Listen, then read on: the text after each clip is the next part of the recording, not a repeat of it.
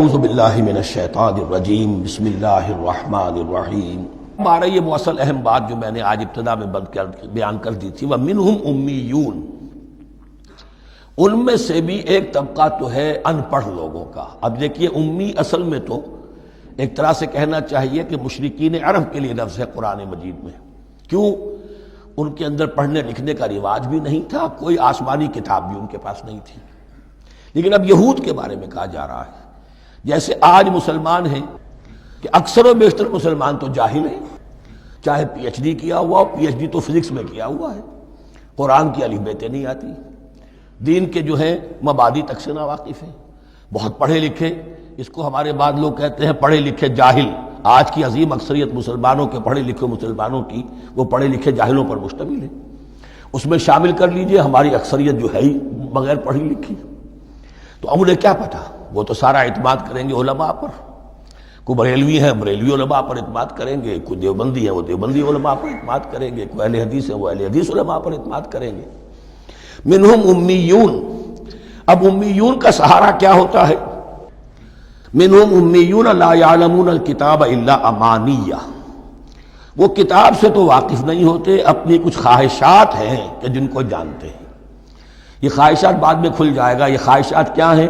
ہم تو اسرائیلی ہیں، ہم تو اللہ کے محبوب ہیں، ہم تو امت محمد میں ہیں، ہماری تو شفاعت ہو ہی جائے گی، یہ امانی ہے۔ تلک امانیہم، اور ہمیں تو جہنم میں داخل کیا بھی تو تھوڑے سے عرصے کے لیے، ہمیں نکال لیا جائے گا، یہ امانی ہے۔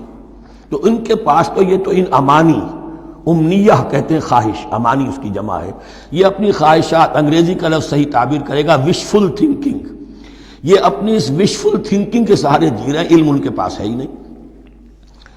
وَإِنْهُمْ إِلَّا يَظُنُّونَ، اور وہ نہیں کچھ کر رہے مگر ظن و تخمین، گمان ہے، ان کے اپنے من گھڑت خیالات ہیں۔ فَوَيْلٌ لِّلَّذِينَ يَكْتُبُونَ الْكِتَابَ بِأَيْدِيهِمْ، تو اصل ہلاکت اور بربادی اور ویل کے بارے میں بعض روایات یہ بھی آئی ہیں کہ وہ جہنم کا وہ طبقہ ہے جس سے خود جہنم پناہ مانگتی ہے، سخت ترین۔ تو وہ ویل، وہ تباہی جو ہے ان کے لیے ہے جو کتاب لکھتے ہیں اپنے ہاتھ سے، ثم یقولون ھذا من عند اللہ، اور پھر کہتے ہیں یہ اللہ کی طرف سے ہے، لیشتروا بہ ثمنا قلیلا، تاکہ حاصل کر لیں اس سے کچھ بڑی گھٹیا سی حقیر سی قیمت، یعنی فتویٰ نویسی جس کا معاملہ ہے۔ اب کوئی شخص آیا، اس نے ایک رائے پوچھی، انہوں نے اپنا جو بھی ہے وہ لکھا، کہا یہی دین کا تقاضا ہے، بس یہی علم ہے، یہی اللہ کی بات ہے۔ اب اس میں کتنا کچھ واقعتاً انہوں نے صحیح بات کہی ہے، کتنی ہٹ درمی سے کام لیا ہے، کتنی کسی رشوت کے مبنی کو رائے دی ہے، خود بدلتے نہیں قرآن کو بدل دیتے ہیں، وہ کس درجہ فقیہان حرم بے توفیق۔ تو یہ ان کے علماء کا کردار تھا۔ ثم يقولون هذا من عند الله ليشتروا به ثمنا قليلا فويل لهم مما كتبت ايديهم، تو ہلاکت اور بربادی ہے ان کے لیے اس چیز سے کہ جو ان کے ہاتھوں نے لکھی، وويل لهم مما يكسبون، اور ان کے لیے ہلاکت اور بربادی ہے اس کمائی سے جو وہ کر رہے ہیں۔ یہ سارا دھندا جو ہے فتویٰ فروشی کا اور دین فروشی کا، اس کے لیے تباہی وہ اپنے لیے مول لے رہے ہیں، اس سے کوئی ان کو اللہ تعالیٰ کے ہاں کوئی اجر و ثواب نہیں ملے گا۔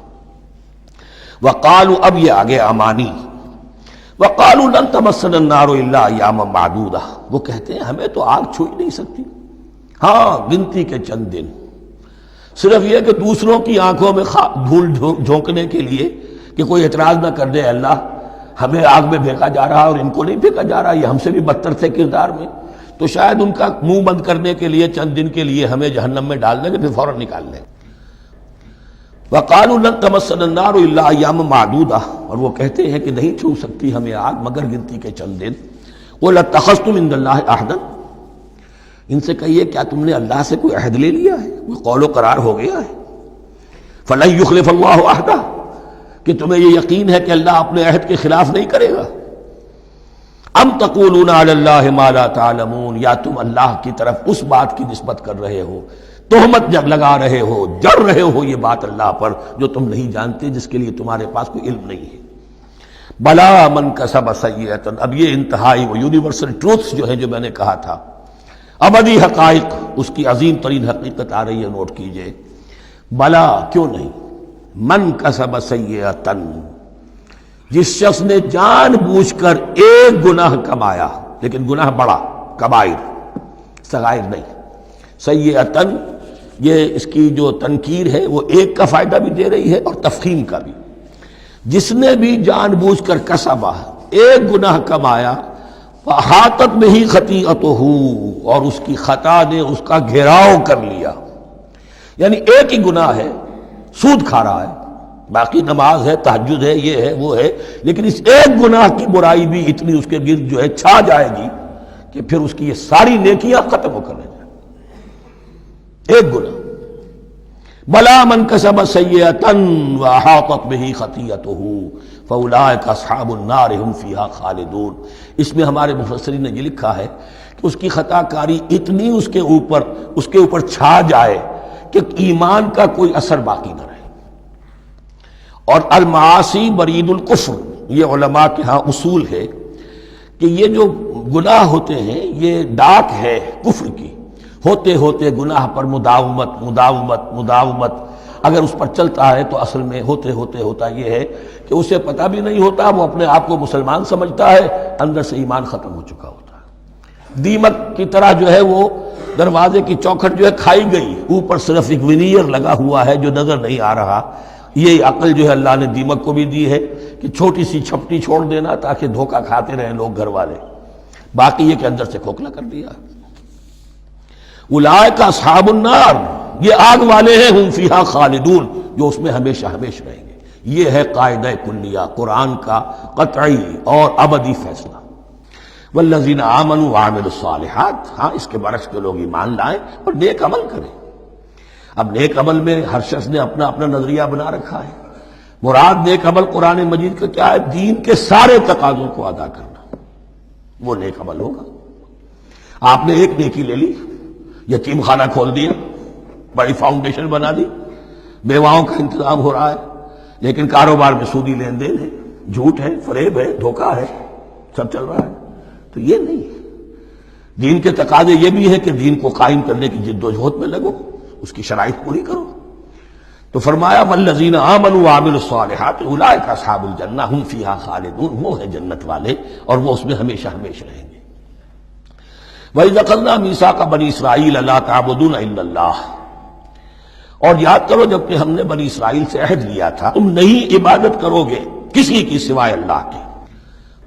وَبِالْوَالِدَيْنِ إِحْسَانًا، اور اس کے ساتھ دوسرا حکم، اور یہ اہم مقام ہے کہ اللہ کے حق کے فوراً بعد والدین کے حق کا ذکر قرآن مجید میں 4 مقامات پر آیا، ان میں سے ایک مقام یہ ہے وَبِالْوَالِدَيْنِ إِحْسَانًا، والدین کے ساتھ نیک سلوک کرو گے، وَذِي الْقُرْبَى، اور قرابت داروں کے ساتھ بھی، وَالْيَتَامَى، اور یتیموں کے ساتھ بھی، وَالْمَسَاكِينَ، اور محتاجوں کے لیے بھی، وَقُولُوا لِلنَّاسِ حُسْنًا، اور لوگوں سے اچھی بات کہو، اچھی بات کہو، صحیح بات کہو، امر بالمعروف کرتے رہو، نیکی کی دعوت دیتے رہو۔ وَأَقِيمُوا الصَّلَاةَ وَآتُوا الزَّكَاةَ، نماز قائم کرو، قبائل قائم رکھو اور زکوٰۃ ادا کرو گے، یہ گویا کہ معاہدہ ہو رہا ہے۔ ثُمَّ تَوَلَّيْتُمْ، پھر دیکھو تم نے اس سے پیٹھ موڑ لی، إِلَّا قَلِيلًا مِّنكُمْ، سوائے تم میں سے تھوڑے سے لوگوں کے، وَأَنْتُمْ مُعْرِضُونَ، اور تم ہو ہی پھر جانے والے، تمہاری یہ عادت گویا کہ طبیعت ثانیہ ہے۔ اب ایک خاص مثال آ رہی ہے، اس کے بعد پھر ایک بہت بڑا یونیورسل ٹروتھ آئے گا۔ مثال کیا ہے؟ اللہ نے ان سے ایک عہد لیا تھا وَإِذْ أَخَذْنَا مِيثَاقَكُمْ، ہم نے تم سے یہ عہد بھی لیا تھا لَا تَسْفِكُونَ دِمَاءَكُمْ، دیکھو اپنا خون نہیں بہاؤ گے، یعنی آپس میں جنگ نہیں کرو گے، لڑو گے نہیں، تم بنی اسرائیل ایک وحدت بن کر رہو گے، جیسے کہ قرآن مجید میں آیا ہے إِنَّمَا الْمُؤْمِنُونَ إِخْوَةٌ، تم بھائی بھائی ہو، لَا تَسْفِكُونَ دِمَاءَكُمْ، اپنا خون نہیں بہاؤ گے، وَلَا تُخْرِجُونَ أَنفُسَكُم مِّن دِيَارِكُمْ، اور نہ ہی تم نکالو گے اپنے کچھ لوگوں کو ان کے گھروں سے۔ اب یہاں مجھے وضاحت کرنی پڑے گی ورنہ بات سمجھ میں نہیں آئے گی کہ جب حضرت یوشع ابن نون کی سرکردگی میں بنی اسرائیل نے فلسطین کو فتح کرنا شروع کیا اور سب سے پہلے جیریکو فتح کیا گیا شہر، اس کے بعد جب سارا فلسطین فتح کر لیا تو انہوں نے ایک مرکزی حکومت قائم نہیں کی، 12 قبیلوں نے 12 حکومتیں بنا لی، جیسے 12 چشمے تھے پانی کے ویسی 12 حکومتیں۔ اب ظاہر بات ہے جہاں 12 حکومتیں ہوں گی تو وہ طوائف الملوکی جس کو کہتے ہیں، آپس کی کھٹ پٹ ہوتی تھی، جنگیں ہوتی تھی، پھر ان میں سے ایک دوسرے پر حملہ کر کے وہاں کے لوگوں کو نکال باہر کرتے تھے، بھاگنے پر مجبور کر دیتے تھے۔ تو یہ تھی ان کی کیفیت. لیکن اس کے بعد پھر جب وہ لوگ چلے گئے کہیں کفار کے ملک میں چلے گئے، اب کفار نے جو ہے ان کو لا کر اور ان کے سامنے ان کے ہاں بیچنا چاہا، چونکہ غلام بن گئے وہاں جا کر، یا انہوں نے غلام بنا لیا، تو اب فدیہ دے کر چھڑا رہے ہیں کہ ہمیں حکم دیا گیا ہے کہ جو بھی تمہارا اسرائیلی بھائی ہو اس کو فدیہ دے کر چھڑا لو اگر کہیں وہ اسیر ہو جائے. تو ایک حکم کو تو مانا نہیں اور دوسرے پر عمل ہو رہا ہے. حکم تو یہ تھا کہ آپس میں خونریزی کرو ہی نہیں، وہ اس حکم کو تو توڑ دیا، لیکن بڑے متقیانہ انداز میں اب جو اس وقت اس کی وجہ سے جو غلام بن گئے یا اسیر ہو گئے اب ان کو چھڑوا رہے کہ اللہ کا حکم ہے، شریعت کا حکم ہے. یہ ہے وہ تضاد جو مسلمان امتوں کے اندر ہو جاتا ہے. اس پر آئے گا وہ یونیورسل ٹروتھ. وَإِذْ أَخَذْنَا مِيثَاقَكُمْ لَا يَسْتَسْفِكُونَ دِمَاءَكُمْ، جب یاد کرو جب کہ ہم نے تم سے عہد لیا تھا کہ تم اپنا خون نہیں بہاؤ گے، وَلَا تُخْرِجُونَ أَنفُسَكُم مِّن دِيَارِكُمْ، اور نہ ہی تم اپنے آپ کو اپنے لوگوں کو ان کے گھروں سے نکالو گے. ثُمَّ أَقْرَرْتُمْ وَأَنْتُمْ تَشْهَدُونَ، پھر تم نے اقرار کیا تھا اس عہد کو اور قول و قرار کو مان لیا تھا پورے شعور کے ساتھ، تشہدون مانتے ہوئے. ثم انتم ہؤلاء، پھر تم وہی ہو، تم ہی ہو وہ تو تقتلون انفسکم، اپنے ہی لوگوں کو قتل بھی کرتے ہو، وتخرجون فریقا منکم من دیارہم، اور اپنے ہی لوگوں میں سے کچھ لوگوں کو ان کے گھروں سے باہر نکالتے ہو. تظاہرون علیہم بالاسم والعدوان، ان پر چڑھائی کرتے ہو گناہ کے ساتھ بھی اور زیادتی کے ساتھ بھی. وَإِن یاتوکم اسارا، اور اگر وہ قیدی بن کر تمہارے پاس آتے ہیں تفادوہم، تو اب تم ان کا فدیہ دے کر انہیں چھڑاتے ہو. وَهُوَ مُحَرَّمٌ عَلَيْكُمْ إِخْرَاجُهُمْ، حالانکہ ان کا تو نکالنا ہی تم پر حرام کیا گیا تھا. اب یہ واقعہ آپ نے پڑھ لیا، سمجھ لیا. اب دیکھیے اس سے جو سبق ہے، مورل لیسن ہے جو ابدی ہے. أَفَتُؤْمِنُونَ بِبَعْضِ الْكِتَابِ وَتَكْفُرُونَ بِبَعْضٍ، تو کیا تم ہماری شریعت کے ایک حصے کو مانتے ہو اور ایک کو نہیں مانتے؟ اب دیکھیے یہ الفاظ اب ہوں گے تعویل عام، جہاں کہیں بھی یہ طرز عمل ہوگا تو یہ آیت اس کو کور کرے گی. افتؤمنون ببعض الکتاب وتکفرون ببعض، تو کیا تم مانتے ہو ہماری کتاب کے ایک حصے کو اور ایک کو نہیں مانتے؟ فما جزاء من يفعل ذلك منکم، تو نہیں ہے کوئی سزا اس کی جو یہ حرکت کرے تم میں سے، الا خزي فی الحیات الدنیا، سوائے اس کے کہ دنیا کی زندگی میں رسوائی ہو، ذلت ہو. وَيَوْمَ الْقِيَامَةِ، اور قیامت کے دن یردون الی اشد العذاب، وہ لوٹا دیے جائیں شدید ترین عذاب میں. وَمَا اللَّهُ بِغَافِلٍ عَمَّا تَعْمَلُونَ، اور اللہ تعالیٰ غافل نہیں ہے اس سے جو تم کر رہے ہو. آج امت مسلمہ پر 100% یہ آیت منطبق ہو رہی، پورے دین پر چلنے کو تیار نہیں. ہر گروہ نے کوئی ایک شے حلال کر لی اپنے لیے. ملازم پیشہ طبقہ ہے، رشوت حلال ہے، کیا کرے اس کے بغیر گزارا نہیں ہوتا. کاروباری طبقہ ہے، سود کیا کرے اس کے بغیر تو یہ کاروبار چلتا نہیں. ہر ایک کے لیے، ہر ایک میں تو نیکی اور بدی کا ایک امتزاج ہے. کل دین جب تک وہ نہ ہو تو اس کی سزا یہ ہے خزي فی الحیات الدنیا، وہ ہمارے اوپر ہے. ضربت علیہم الذلۃ والمسکنہ، وہ خز اور وہ ذلت المسکنہ تھوپ دی گئی ہے. باقی رہ گیا قیامت کا معاملہ. وَيَوْمَ الْقِيَامَةِ يُرَدُّونَ إِلَىٰ أَشَدِّ الْعَذَابِ، شدید ترین عذاب میں. تو اپنے طرز عمل سے تو ہم اس کے مستحق ہو گئے ہیں. باقی اللہ تعالیٰ کی رحمت جو ہے دستگیری فرما لے اس کا اختیار ہے. لیکن دھمکی کا پھر انداز دیکھیے، وَمَا اللَّهُ بِغَافِلٍ عَمَّا تَعْمَلُونَ، اللہ غافل نہیں ہے اس سے جو تم کر رہے ہو. ہر سال عمرہ فرما کے آ رہے ہیں، کس رقم سے فرما کر آ رہے ہیں یہ اللہ کو معلوم ہے. یہ حلال سے کمائی تھی یا حرام سے؟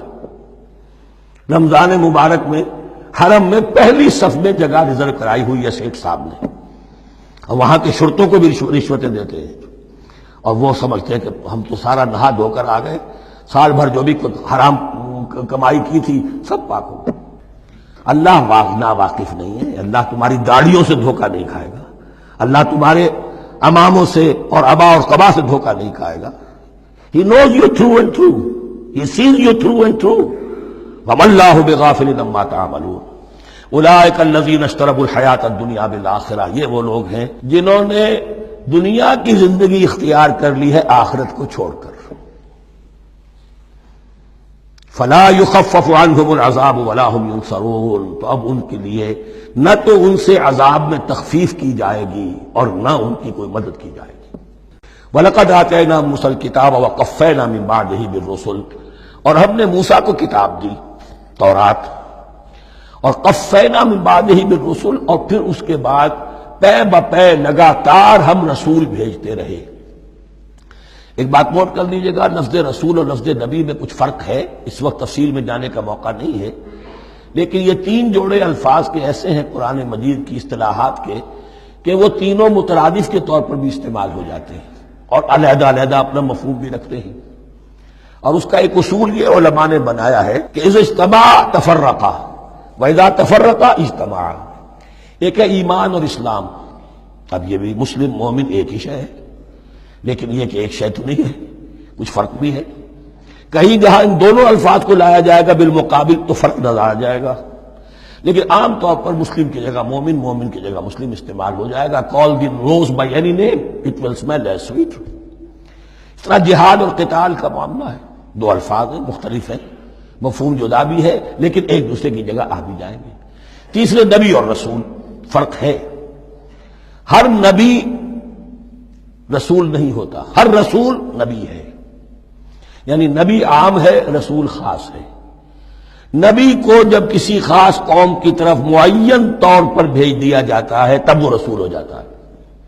اس سے پہلے اس کی حیثیت ایک ولی اللہ کی ہے، بہت اعلیٰ درجے کا اللہ کا دوست اور ولی جس پر وحی آ رہی ہے۔ عام ولی اللہ میں اور نبی میں فرق یہ ہے، ان پر وحی آتی ہے، ان پر وحی نہیں آتی۔ لیکن اس نبی کو اگر اب آپ بھیج دیں گے کہ جاؤ اذهب الى فرعون، اب وہ رسول ہو گئے، جاؤ اب مدین کی طرف، الى مدین اخاہم شعیبا، اب رسول ہو گئے۔ تو یہ فرق ہے نبی اور رسول کا۔ جیسے آپ کے ہاں سی ایس پی کاڈر ہے، اب وہ ڈی سی بھی لگ سکتا ہے، کہیں وہ جوائنٹ سیکرٹری لگا ہوا ہے، کہیں ناپسندیدہ آدمی ہے تو او ایس ڈی لگایا ہوا ہے کہیں، لیکن اس کا کاڈر برقرار رہے گا، سی ایس پی تو ہے۔ اسی اعتبار سے ہر نبی ہر حال میں نبی ہے، لیکن اس کو اضافی کیفیت ملتی ہے رسول کی۔ اور ایک بات یہ نوٹ کر لیجئے، نبیوں کو قتل بھی کیا گیا ہے، رسول قتل نہیں ہو سکتے۔ اللہ کا فیصلہ یہ ہے کہ لَأَغْلِبَنَّ أَنَا وَرُسُلِي، میں اور میرے رسول تو غالب آ کر رہیں گے۔ جب بھی کسی قوم نے کسی رسول کی جان لینے کی کوشش کی ہے، اس قوم کو برباد کر دیا گیا اور رسول اور اس کے ساتھیوں کو بچا لیا گیا۔ یہ معاملہ ہوا ہے اللہ کا تمام رسولوں کے ساتھ، نبیوں کے ساتھ نہیں۔ حضرت یحییٰ نبی تھے، قتل کر دیے گئے۔ حضرت عیسیٰ رسول تھے، قتل نہیں کیے جا سکتے تھے، ان کو زندہ آسمان پر اٹھا لیا گیا۔ اب وہی دوبارہ آئیں گے، تو رسول جو ہے وہ قتل نہیں ہوتا۔ اور اسی اعتبار سے حضور کی بڑی گہری تمنا تھی، لَوَدِدتُّ أَنْ أُقْتَلَ فِي سَبِيلِ اللَّهِ ثُمَّ أُحْيَا ثُمَّ أُقْتَلَ ثُمَّ أُحْيَا، میری بڑی خواہش ہے میں اللہ کی راہ میں قتل ہو جاؤں، پھر زندہ کیا جاؤں، پھر قتل کیا جاؤں، پھر اللہ کی راہ میں پھر زندہ کیا جاؤں، پھر قتل کیا جاؤں۔ لیکن اللہ نے یہ خواہش آپ کی پوری نہیں کی، اس لیے کہ آپ اللہ کے رسول تھے۔ اب یہاں نوٹ کیجئے گا، یہاں لفظ رسول تو آ گیا ہے لیکن یہ نبی کے معنی میں ہے۔ قفینا من بعدہ بالرسل، اس لیے کہ رسول حضرت موسیٰ کے بعد حضرت عیسیٰ ہی ہے، درمیان میں پروفٹس ہیں، یہ prophets of the old testament, یہ انبیاء ہیں، لیکن ان کے لیے لفظ رسول آ گیا ہے۔ وَآتَيْنَا عِيسَى ابْنَ مَرْيَمَ الْبَيِّنَاتِ وَأَيَّدْنَاهُ بِرُوحِ الْقُدُسِ، اور ہم نے عیسیٰ کو بڑی واضح نشانیاں دی، حصی معجزات جتنے حضرت مسیح کو دیے گئے ہیں ویسے اور کسی نبی کو نہیں دیے گئے۔ یہ بعد میں تذکرہ آ جائے گا سورہ آل عمران میں۔ اور ہم نے مدد کی ان کی روح القدس کے ساتھ، حضرت جبرائیل کی خاص تائید انہیں حاصل تھی۔ ظاہر بات ہے، میں نے عرض کیا ہے کہ جو معجزہ ہوتا ہے وہ کسی نبی کی اپنی طاقت سے اس کا ظہور نہیں ہوتا، رسول کے کسی طاقت سے، یا کرامت کسی ولی اللہ کے اپنے اختیار میں نہیں ہوتی، یا اللہ کی طرف سے، اور اس کے لیے ظہور جو ہوتا ہے وہ فرشتوں کے ذریعے سے۔ ایدناہ بروح القدس افکلما جاءکم رسول بما لا تہوی انفسکم، اب یہاں پر تبصرہ ہو رہا ہے، جو بھی کچھ یہود نے کیا حضرت مسیح کے ساتھ وہ چونکہ معلوم ہے اس کا تذکرہ نہیں کیا، صرف اس پر تبصرہ ہو رہا ہے۔ تو جب بھی کبھی تمہارے پاس کوئی رسول آیا، بما لا تہوی انفسکم، وہ چیز لے کر جو تمہارے جیوں کو، تمہارے من کو بھائی نہیں، اچھی نہیں لگی، استکبرتم، تم نے استکبار کیا، وہی استکبار جو عزازیل نے کیا تھا اور ابلیس بن گیا، ابا واستکبر۔ استکبرتم ففریقا کذبتم وفریقا تقتلون، تو کچھ کو تو تم نے صرف ان کی تردید ہی کی اور کچھ کو تم نے قتل بھی کیا۔ تقتلون تو یہ انبیاء کے قتل ہو سکتا ہے۔ اور نمبر 2 ایک رائے یہ دی گئی ہے تقتلون جو ہے قتل تم نہیں آیا ہے، یہ فعل مضارع ہے، اور فعل مضارع کے اندر ایک فعل جاری رہتا ہے، ختم نہیں ہوتا، گویا کہ تم قتل کرنے کی کوشش کرتے رہے۔ بعض لوگوں کی تو جان کے در پہ ہو گئے۔ وقالوا قلوبنا غلف، اور انہوں نے کہا ہے کہ ہمارے دل تو غلافوں کے اندر بند ہیں۔ یہ اس کو ملائیے پہلی آیت جو آج ہم نے پڑھی ہے، افتطمعون ان یؤمنوا لکم، تو اے مسلمانوں کیا تم یہ توقع رکھتے ہو اور چاہتے ہو کہ یہ تمہاری بات مان لیں گے؟ ان کی اس خواہش کے جواب میں جو وہ کہتے تھے وہ یہ قول ہے، وقالوا قلوبنا غلف، ہمارے دل خلافوں میں ہیں، میاں تمہاری بات ہم پر اثر نہیں کر سکتی، جاؤ کسی اور سے بات کرو۔ آج بھی آپ کو یہ الفاظ سننے کو مل جائیں گے، قلوبنا غلف، ہمارے دل تو غلافوں میں ہیں، بڑے مضبوط ہیں، مستحکم ہیں، تمہاری بات اس میں گھر کر ہی نہیں سکتی۔ بل لعنہم اللہ بکفرہم، یہ ہے تبصرہ۔ جس کو یہ کہہ رہے ہیں کہ ہمارے دل محفوظ ہیں اور غلافوں میں ہیں، حقیقت میں تو ان پر لعنت ہو چکی ہے اللہ کی طرف سے ان کے کفر کی وجہ سے۔ فقلیلا ما یؤمنون، تو واقعتاً اب کم ہی ہوں گے ان میں سے جو ایمان لائیں گے۔ وَلَمَّا جَاءَهُمْ كِتَابٌ مِّنْ اللَّهِ مُصَدِّقٌ لِّمَا مَعَهُمْ، اب یہاں پر ذکر ہو رہا ہے خود حضور صلی اللہ علیہ وسلم کا، اور جب آ گئی ان کے پاس کتاب اللہ کے پاس سے، یعنی یہ قرآن، مصدق لما معہم، جو اس کی تصدیق کرتے ہوئے آیا جو ان کے پاس ہے۔ میں اس کی وضاحت کر چکا ہوں، قرآن ایک طرف تصدیق کرتا ہے تورات اور انجیل کی، اور دوسری طرف وہ مصداق بن کر آیا ہے تورات اور انجیل کی پیشن گوئیوں کا۔ وَكَانُوا مِن قَبْلُ يَسْتَفْتِحُونَ عَلَى الَّذِينَ كَفَرُوا، اور ان کا حال یہ تھا کہ وہ آخری کتاب اور آخری نبی کے حوالے اور واسطے سے اللہ تعالیٰ سے فتح کی دعائیں کیا کرتے تھے کافروں کے خلاف۔ ہوتا کیا تھا کہ یہ 3 قبیلے مدینے میں آ گئے کہ جو یہودی تھے، بنو قینقاع، بنو نضیر اور بنو قریظہ، اسی میں وہاں رہتے تھے اوس اور خزرج جو یمن سے آئے تھے، اصل عربی قبائل تھے، پھر آس پاس کے قبائل بھی تھے، وہ سب کے سب امیین میں سے تھے، ان کے پاس نہ کوئی کتاب، نہ کوئی شریعت، نہ وَلَقَدْ جَاءَكُم مُوسَىٰ بِالْبَيِّنَاتِ، تمہارے پاس موسیٰ آئے تھے کھلی تعلیمات لے کر، واضح معجزے لے کر۔ ثُمَّ اتَّخَذْتُمُ الْعِجْلَ مِن بَعْدِهِ، پھر تم نے اس کے بعد اس کی غیر حاضری میں بچڑے کو اپنا معبود بنا لیا، وَأَنْتُمْ ظَالِمُونَ، اور تم ظالم ہو۔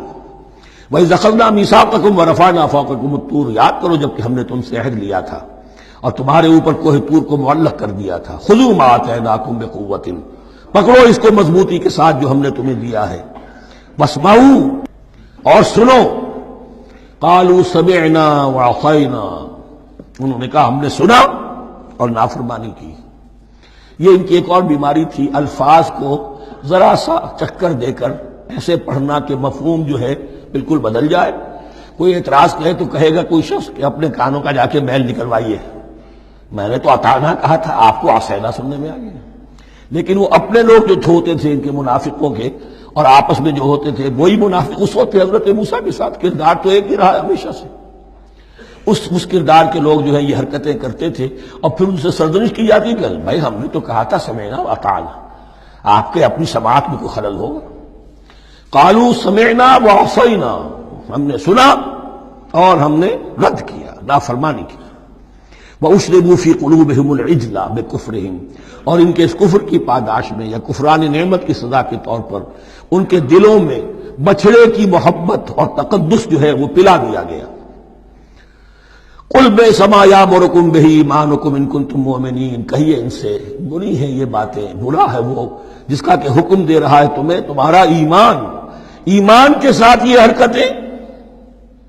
ان کنتم مومنین، اگر تم مومن ہو تو کیا ایمان کے ساتھ یہ حرکتیں ممکن ہوتی؟ قل ان كانت لكم الدار الآخرة عند الله خالصة من دون الناس فتمنوا الموت ان كنتم صادقین۔ پھر یہ ایک یونیورسل ٹروتھ آ رہا ہے، بہت اہم، اس کو کرتے ہوئے خود انٹروسپیکشن کی ضرورت ہے پڑھتے ہوئے، کیونکہ ان کا یہ خیال تھا نحن ابناء اللہ واحباؤہ، ہم تو اللہ کے بڑے چہیتے ہیں، بڑے لاڈلے ہیں، اولیاء ہیں، ہم پسندیدہ لوگ ہیں، we are the chosen people of the lord, یہ ان کا کہنا جو ہے یہ تو ان کی بڑی کھلی بات ہے، اور ان کا کہنا ہے کہ آخرت کا گھر تو ہمارے لیے ہے ہی ہے، اٹھا لو۔ اب دیکھیے لٹمس ٹیسٹ ان کے سامنے رکھا جا رہا ہے، لیکن یہ لٹمس ٹیسٹ میرے اور آپ کے لیے بھی ہے۔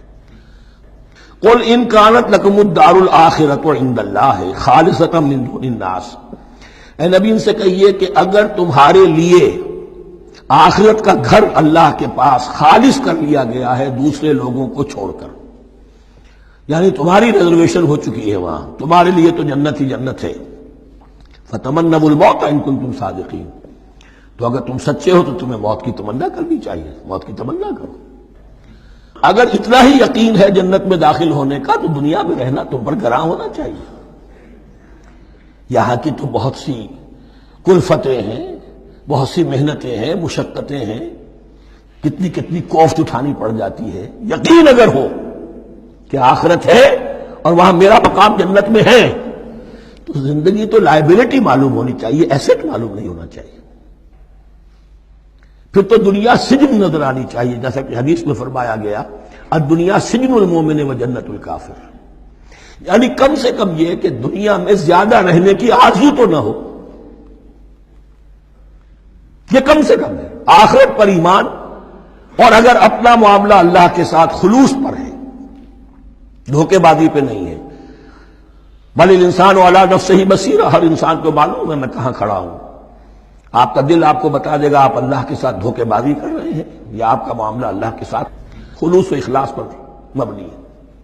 اگر یقین ہے کہ خلوص و اخلاص پر ہے تو پھر تو یہ ہے کہ زندگی ایسٹ نہیں لائبلٹی، اور دنیا باغ نہیں قید خانہ نظر آنا چاہیے، اور اس میں انسان رہتا ہے ایک مجبوراً، اللہ نے بھیجا ہے رہنا ہے، جو جو اس کی طرف سے ذمہ داریاں عائد کی گئی ہیں وہ ادا کرنی ہے، لیکن یہاں رہنے کی خواہش یہ اگر ہے تو یا تو آخرت پر ایمان نہیں یا اپنا اللہ کے ساتھ معاملہ خلوص اور اخلاص پر مبنی نہیں۔ دس از دی لٹمس ٹیسٹ۔ فتمنوا الموت ان کنتم صادقین ولن یتمنوه ابدا، اور یہ ہرگز نہیں کریں گے تمنا اس کی موت کی، بما قدمت ایدیہم، بسبب ان کرتوتوں کے جو ان کے ہاتھوں نے آگے بھیجے ہوئے ہیں۔ ہر شخص کو معلوم ہے میں نے کیا کمائی کی ہے، کیا بھیجی ہے۔ واللہ علیم بالظالمین، اور اللہ ان ظالموں سے بخوبی واقف ہے۔ وَلَتَجِدَنَّهُمْ أَحْرَصَ النَّاسِ عَلَىٰ حَيَاةٍ، اور تم انہیں دیکھو گے اس دنیا کی زندگی پر تمام انسانوں سے بڑھ کر حریص ہیں، وَمِنَ الَّذِينَ أَشْرَكُوا، یہاں تک کہ مشرکوں سے زیادہ حریص ہیں۔ اور یہ بات صحیح ہے، اہل ایمان کے ساتھ مقابلہ مشرکین نے کیا، کھل کر میدان میں آ کر کیا، ڈٹ کر کیا، اپنی جانیں اپنے باطل معبودوں کے لیے قربان کی۔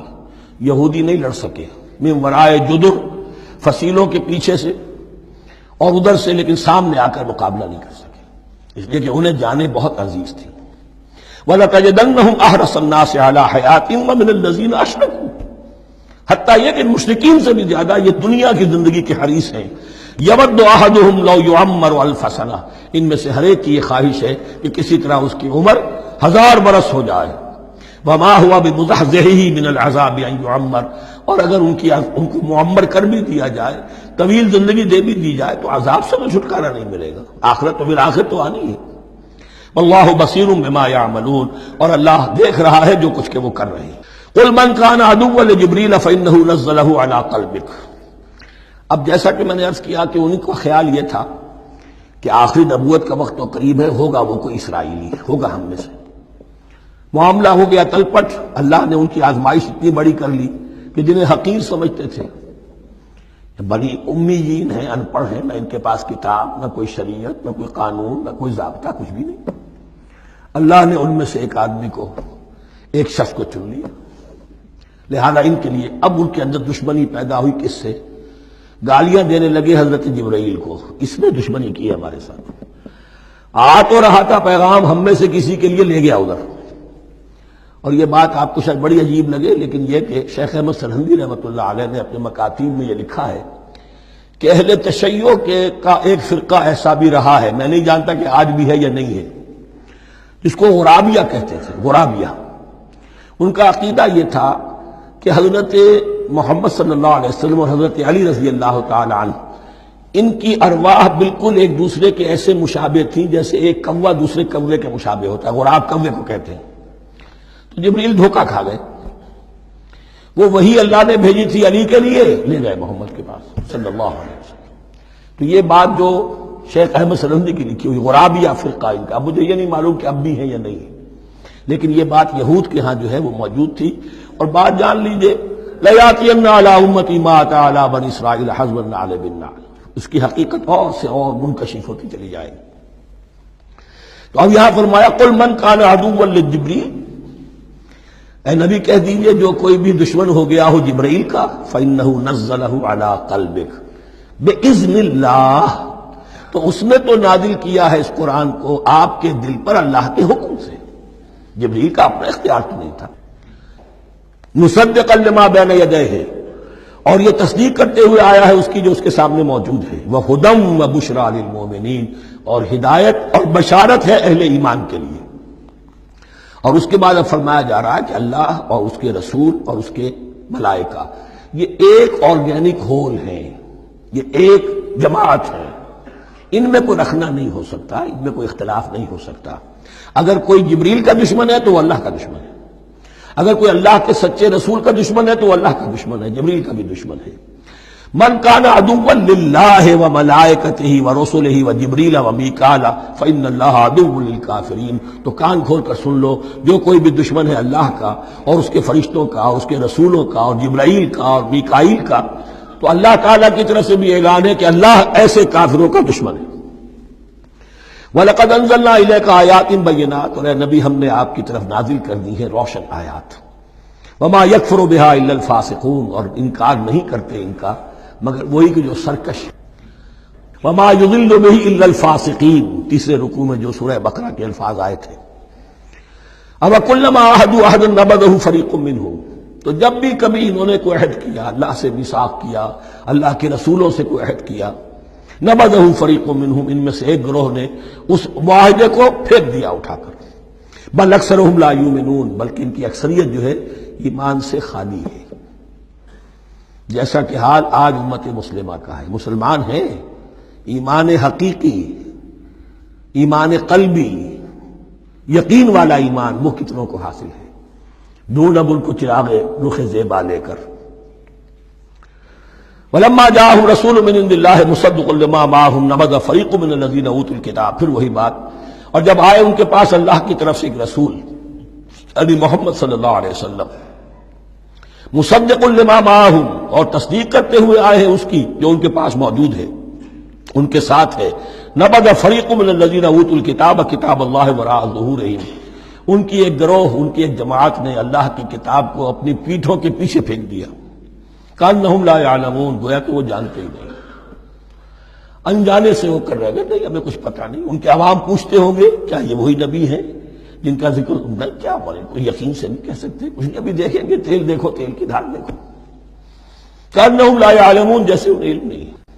واتبعوا ما تتلو الشیاطین علی ملک سلیمان، اب ایک اور حقیقت نوٹ کیجئے، جب کسی مسلمان امت میں دین کی اصل حقیقت، اصل تعلیمات سے بہت پیدا ہوتا ہے تو رجحان کدھر ہو جاتا ہے؟ جادو، ٹونا، ٹوٹکا، تعویذ، عملیات، قرآن کی عملیات۔ قرآن اترا تھا کسی اور کے لیے، کام کے لیے، یہ اس کو ذریعہ بناتے ہیں دشمن کو دیر کرنے کے لیے۔ محبوب آپ کے قدموں میں آ کر گرے گا، عمل قرآنی ہے، اتنے 100 روپے کا آپ دی جائیے تو مل جائے گا۔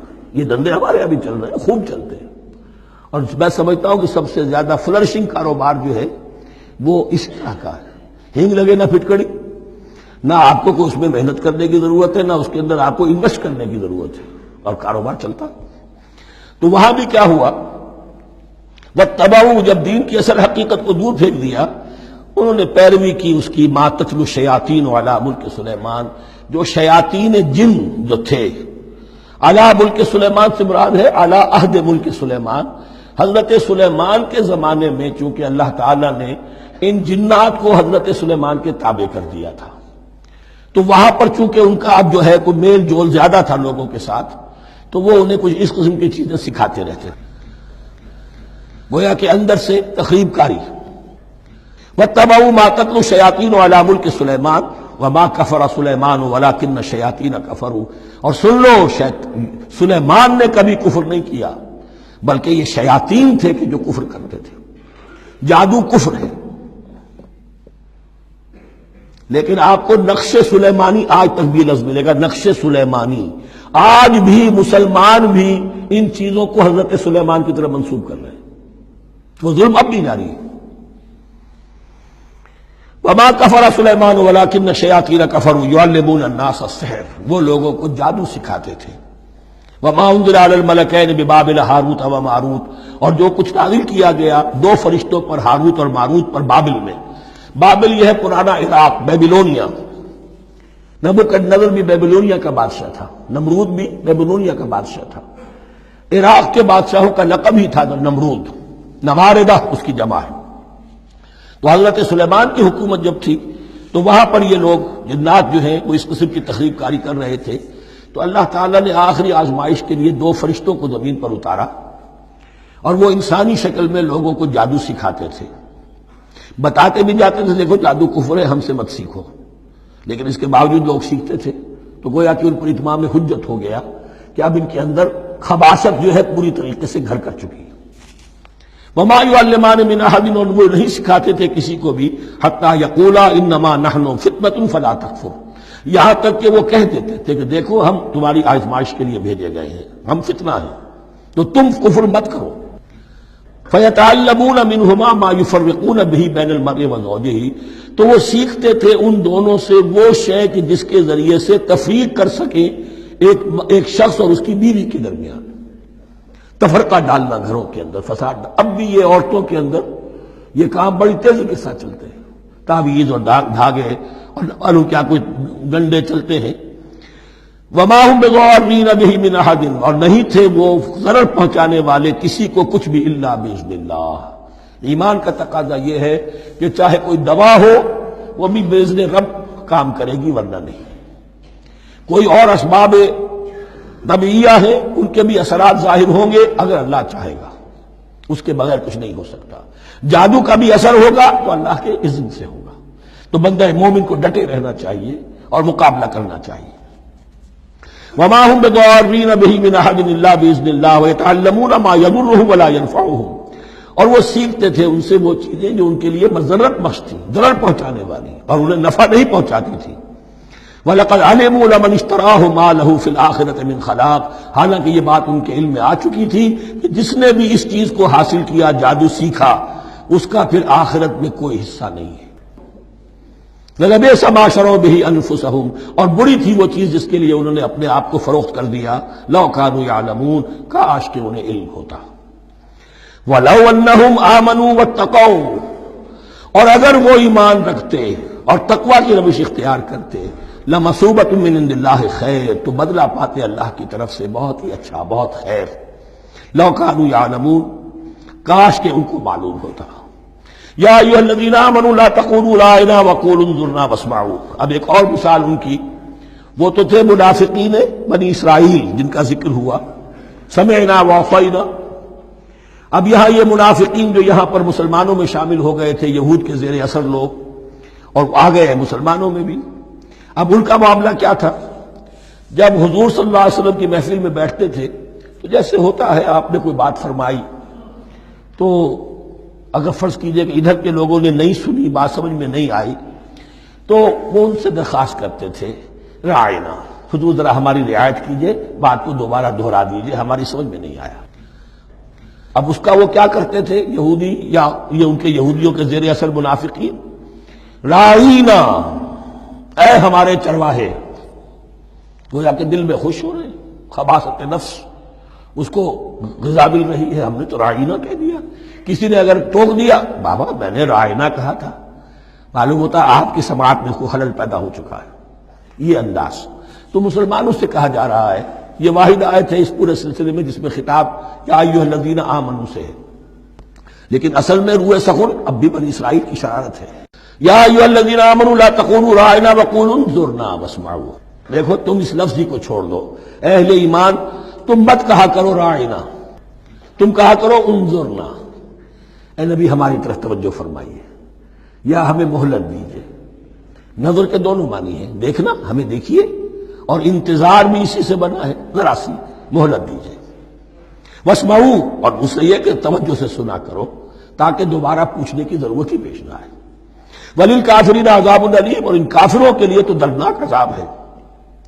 مَا يَوَدُّ الَّذِينَ كَفَرُوا مِنْ أَهْلِ الْكِتَابِ وَلَا الْمُشْرِكِينَ أَن يُنَزَّلَ عَلَيْكُم مِّن خَيْرٍ مِّن رَّبِّكُمْ، اور نہیں چاہتے وہ لوگ کہ جنہوں نے کفر کیا ہے اہل کتاب میں سے اور مشرکین میں سے بھی، کہ نازل ہو تم پر کوئی بھی خیر تمہارے رب کی طرف سے۔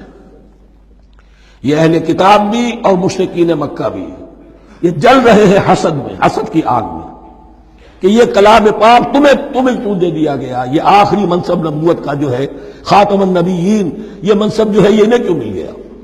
وہ نہیں چاہتے کہ کوئی بھی خیر اللہ کی طرف سے تمہیں ملے۔ واللہ یختص برحمتہ من یشاء، حالانکہ یہ اللہ کا پریروگیٹو ہے، اللہ کا فیصلہ ہے، اللہ خاص کر لیتا ہے اپنی رحمت کے لیے جس کو چاہے، یہ اس کا فیصلہ ہے۔ واللہ ذو الفضل العظیم، اور اللہ تعالیٰ بڑے فضل والا ہے۔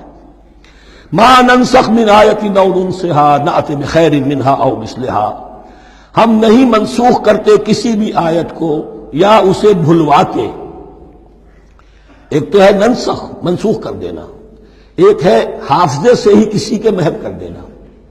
ما ننسخ من آیت او ننسها نأت بخیر منها، تو ہم اس کی جگہ پر اس سے بہتر لے آتے ہیں، او مثلها یا ویسی ہی لے آتے ہیں۔ الم تعلم ان اللہ علی کل شیء قدیر، کیا تم یہ نہیں جانتے کہ اللہ تعالیٰ ہر چیز پر قدرت رکھتا ہے، اسے ہر شے کا اختیار ہے۔ الم تعلم ان اللہ لہ ملک السماوات والارض، کیا تم نہیں جانتے کہ اللہ کے لیے ہی اختیار مطلق ہے، بادشاہی ہے آسمانوں اور زمین کی۔ وما لکم من دون اللہ من ولی ولا نصیر، اور نہیں ہے تمہارے لیے اللہ کے سوا کوئی بھی نہ ولی اور نہ مددگار۔ الم تعلم ان اللہ علی کل شیء قدیر، الم تعلم ان اللہ لہ ملک السماوات والارض وما لکم من دون اللہ من ولی ولا نصیر۔ صدق اللہ العظیم۔ ان آیات مبارکہ کا ترجمہ اگرچہ ہم کر چکے ہیں، لیکن اس کا جو اصل مفہوم ہے اور اس کا پس منظر ہے اس کو سمجھنا ضروری ہے۔ آپ کو معلوم ہے کہ اللہ کا دین آدم سے لے کر این دم تک ایک ہی ہے۔ نوح کا دین، موسیٰ کا دین، عیسیٰ کا دین، محمد کا دین صلی اللہ علیہ وسلم علیہ الصلوۃ والسلام، دین ایک ہی ہے۔ شریعتوں میں فرق رہا ہے، اور یہ فرق جو رہا ہے اس کا اصل سبب یہ ہے کہ نوع انسانی مختلف اعتبارات سے ارتقاء کی مراحل طے کر رہی تھی۔ ذہنی پختگی، شعور کی پختگی، پھر سوشل ایولیوشن، تمدنی ارتقاء، یہ مسلسل جاری تھا۔ لہذا اس ارتقاء کے جس مرحلے میں رسول آئے اسی کی مناسبت سے ان کو تعلیمات دے دی گئیں۔ ان میں وہ حصے بھی تھے کہ جو ایٹرنل ہیں، جو ہمیشہ رہیں گے، اور ایسے بھی تھے کہ جو اس زمانے کی مناسبت سے تھے۔ اب جب اگلا رسول آئے گا تو ظاہر بات ہے کہ ان میں سے کچھ چیزوں میں تغیر و تبدل ہو جائے گا، کچھ چیزیں نئی آ جائیں گی، کچھ پرانی ساقط ہو جائیں گی۔ یہ پرانی چیزوں کا ساقط ہونا یہ کہلاتا ہے ناسخ ہونا، ناسخ و منسوخ کا مسئلہ، کہ وہ حکم منسوخ ہو گیا اور اس کی جگہ پر کوئی اور حکم آ گیا ہے۔ یا تو اللہ تعالیٰ تعین کے ساتھ منسوخ فرماتے ہیں، یا یہ کہ اس شے کو سرے سے لوگوں کے ذہنوں سے زائل کر دیتے ہیں۔ اعتراض یہ کر رہے تھے یہودی کہ اگر تو یہ دین وہی ہے جو موسیٰ کا تھا تو ظاہر بات ہے کہ پھر شریعت پوری وہی ہونی چاہیے۔ اس کے اعتراض کا جواب ہے جو یہاں دیا جا رہا ہے، اور یہی مسئلہ پھر قرآن میں بھی ہے۔ قرآن کی بھی تدریج کے ساتھ شریعت کی تکمیل ہوئی ہے۔ جیسا کہ میں نے پہلے عرض کیا تھا، شریعت کا بلو پرنٹ آپ کو سورہ بقرہ میں مل جائے گا آگے چل کر، لیکن شریعت کی تکمیل ہوئی ہے سورہ مائدہ میں۔ یہ جو تقریباً 5-6 سال کا وقفہ ہے، اس میں کچھ احکام شروع میں دیے گئے، پھر ان میں رد و بدل کر کے، اور پھر آخر میں الیوم اکملت لکم دینکم واتممت علیکم نعمتی ورضیت لکم الاسلام دینا۔ یہ ناسخ و منسوخ کا مسئلہ صرف سابقہ شریعتوں اور شریعت محمدی میں نہیں ہے صلی اللہ علیہ وسلم، بلکہ خود شریعت محمدی میں بھی زمانی اعتبار سے ارتقاء ہوا ہے۔ کہ پہلے شراب کے بارے میں حکم دیا گیا کہ اس کی مضرت زیادہ ہے، گناہ کا پہلو زیادہ ہے، کچھ فائدے بھی ہیں، بس۔ اس کے بعد آیا اگر شراب کے نشے میں ہو تو نماز مت پڑھو، نماز کے قریب مت جاؤ۔ تو معاہدہ میں آخری حکم آ گیا، حال انتم منتہون، اب باز آتے ہو کہ نہیں آتے، حرام کر دیا گیا۔ تو یہ تدریجاً ہوا ہے۔ تو ناسخ و منسوخ قرآن میں بھی ہے، اور ناسخ و منسوخ قرآن اور تورات کے مابین بھی ہے۔ تو ہم نہیں منسوخ کرتے کوئی آیت یا بھلوا دیتے ہیں اس کو، نأتی بخیر منہا، ہم اس سے بھی بہتر لے آتے ہیں، او مثلہا، یا اس جیسی ہی۔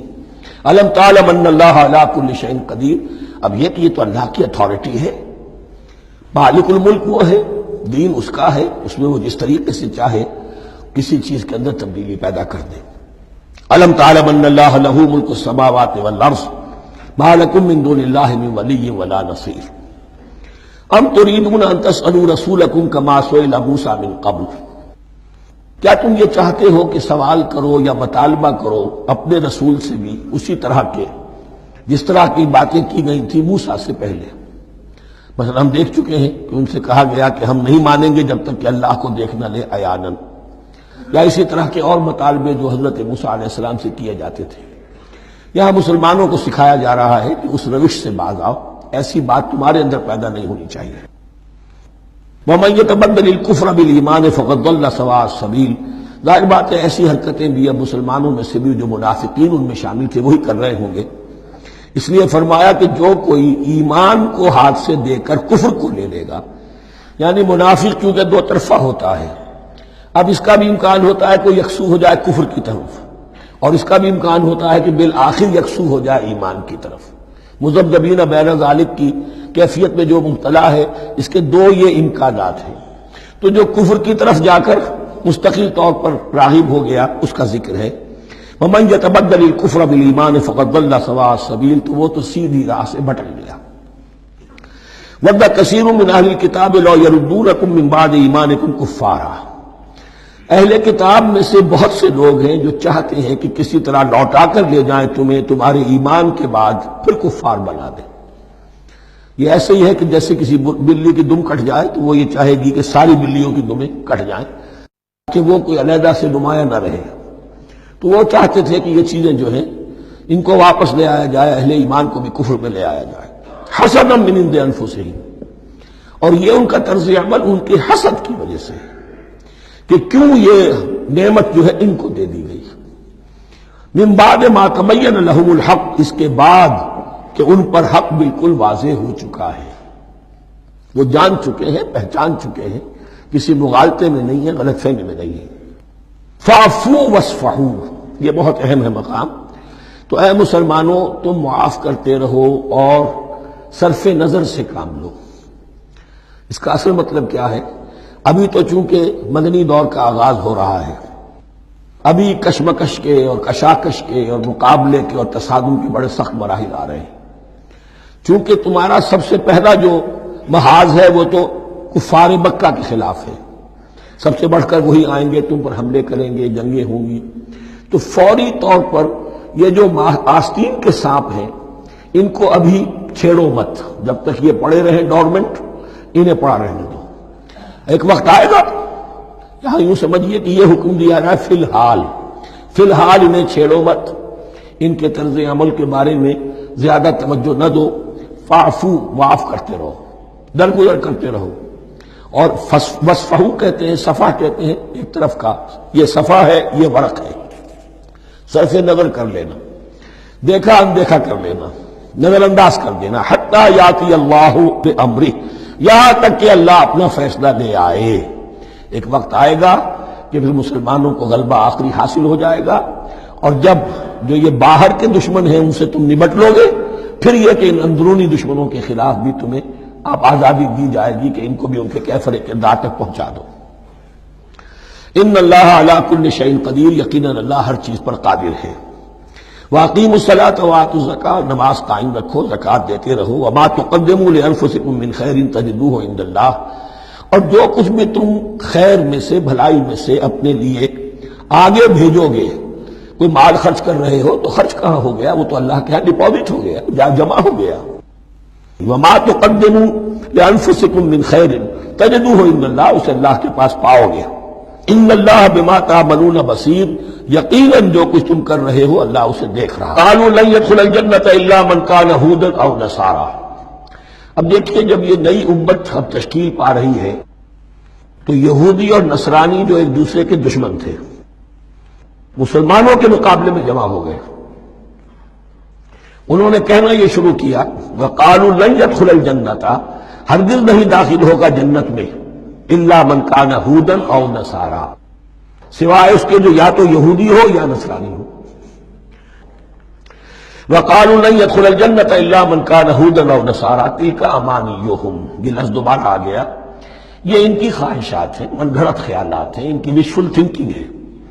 قُلْ هَاتُوا بُرْهَانَكُمْ إِن كُنتُمْ صَادِقِينَ کہو ان سے لاؤ کوئی دلیل اگر تم سچے ہو. دلیل کتاب سے لاؤ. کہیں تورات میں لکھا ہے یہ، کہیں یہ انجیل میں لکھا ہے. جو تورات اور جو انجیل تمہارے پاس ہے اسی میں سے دکھا دو کہ یہ لکھا ہوا ہو. کہیں لکھا ہوا نہیں. اب یہاں پر وہ یونیورسل ٹروتھ آ رہا ہے. بلا من اسلم وجہہ للہ وہو محسن کیوں نہیں ہر وہ شخص کے جو اپنا چہرہ اللہ کے سامنے جھکا دے اور وہ محسن ہو، اس کا رویہ صدق پر، سچائی پر، حسن کردار پر مبنی ہو. سر کا جھکانا منافقانہ نہ ہو، جزوی نہ ہو کہ کچھ مانا کچھ نہیں مانا. بلا من اسلم وجہہ للہ وہو محسن فلہ اجرہ عند ربہ تو اس کے لیے اس کا اجر محفوظ ہے اس کے رب کے پاس. فلا خوف علیہم ولا هم یحزنون نہ ان پر کوئی خوف ہوگا اور نہ ہی وہ حزن سے دوچار ہوں گے. یہ دوسری آیت ہے کہ جس سے کچھ لوگوں نے استدلال کیا ہے کہ ایمان بالرسالت ضروری نہیں ہے. اب دیکھیے اس کا جواب وہی ہوگا. نمبر ایک تو یہ ہر جگہ پر ساری چیزیں بیان نہیں کی جایا کرتی. کوئی چیز کہیں بیان کی گئی، کوئی کہیں بیان کی گئی ہے. کتاب کو لینا ہے جو پوری کو پوری ایک کتاب کی حیثیت سے. دوسرا یہ کہ یہ سارا سلسلہ کرام جو ہے جو دو بریکٹس کے مابین آ رہا ہے اس میں پہلے سے ہے وَآمِنُوا بِمَا أَنزَلْتُ مُصَدِّقًا لِمَا مَعَكُمْ وَلَا تَكُونُوا أَوَّلَ كَافِرٍ بِهِ تو وہ تو ضرب کھا رہی ہے اس پورے کے پورے مضامین کے سلسلے سے جو ان دو بریکٹوں کے درمیان آ رہا ہے. اب دیکھیے ایک طرف تو ان کا کہنا یہ تھا کہ جنت میں داخل نہیں ہوگا مگر وہی جو یہودی ہو یا نصرانی ہو. اب عمل کیا ہے؟ وَقَالَتِ الْيَهُودُ لَيْسَتِ النَّصَارَىٰ عَلَىٰ شَيْءٍ یہودی کہتے ہیں نصارہ کی کوئی حیثیت نہیں، کوئی بنیاد نہیں، کوئی جڑ نہیں. وقالت النصارى ليست اليهود على شيء اور نصارہ کہتے ہیں کہ یہود کی کوئی بنیاد نہیں، بے بنیاد لوگ ہیں، کوئی حقیقت ان کی حقانیت ہے ہی نہیں. وهم يتلون الكتاب اور مزہ یہ ہے کہ دونوں ایک کتاب پڑھ رہے ہیں. اولڈ ٹیسٹمنٹ تو مشترک ہے یہودیوں میں اور عیسائیوں میں. یہ بہت اہم نقطہ ہے. اور جدید عیسائیت میں جو ایک بہت بڑی طاقت ابھر رہی ہے امریکہ میں وہ ہے کہ جو یہ عیسائیت کو جوڈائز کر رہی ہے. کیونکہ رومن کیتھولک مذہب جو تھا اس نے تو چونکہ گویا کہ سارا رشتہ توڑ لیا تھا بائبل سے، سارا اختیار پوپ کے ہاتھ میں آ گیا تھا. لیکن پروٹیسٹنٹس نے پھر بائبل کو قبول کیا. اب اس کی منطقی انتہا یہ کہ اولڈ ٹیسٹمنٹ کے اوپر بھی اب ان کی توجہ ہو رہی ہے کہ آخر یہ بھی تو ہم مانتے ہیں کہ ہماری کتاب ہے اور اس میں جو کچھ لکھا ہے اس کو نظر انداز کیسے کر سکتے ہیں. ہم نے جو ایک سیمینار کیا تھا امریکہ میں جس میں ایک یہودی عالم بھی آئے تھے، ایک عیسائی بھی آئے تھے اور مسلمانوں کی طرف سے بھی ہمارے ایک ساتھی نے بات کی تھی. تو وہاں ایک یہودی عالم نے کہا کہ اس وقت اسرائیل کو سب سے بڑی سپورٹ جو مل رہی ہے وہ ان عیسائیوں سے مل رہی ہے امریکہ میں سے کہ جو اس وقت ایونجلسٹ کہلاتے ہیں وہاں پر اور جو ایک بڑا فرقہ بن کر ابھر رہے ہیں. بہرحال یہ ان کا طرز عمل ہے. وَهُمْ يَتْلُونَ الْكِتَابَ اور وہ دونوں کے دونوں کتاب کے پڑھنے والے ہیں. كَذَلِكَ قَالَ الَّذِينَ لَا يَعْلَمُونَ مِثْلَ قَوْلِهِمْ اسی طرح کہا تھا ان لوگوں نے کہ جو کچھ بھی نہیں جانتے انہی کی سی بات کہی تھی، یعنی یہ اشارہ ہے مشرکین مکہ کی طرف. فَاللَّهُ يَحْكُمُ بَيْنَهُمْ يَوْمَ الْقِيَامَةِ فِيمَا كَانُوا فِيهِ يَخْتَلِفُونَ تو اللہ تعالیٰ فیصلہ کر دے گا ان کے مابین قیامت کے دن ان تمام باتوں کا جن میں کہ یہ اختلاف کر رہے تھے.